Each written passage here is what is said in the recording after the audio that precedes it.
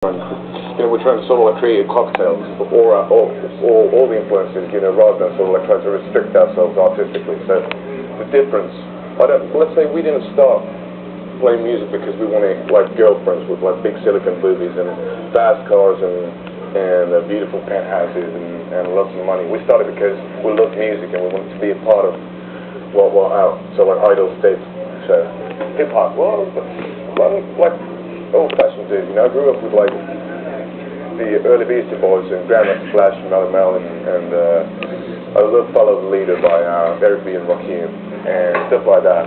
Nowadays, it's a bit too mellow. I don't like the lyrics that much.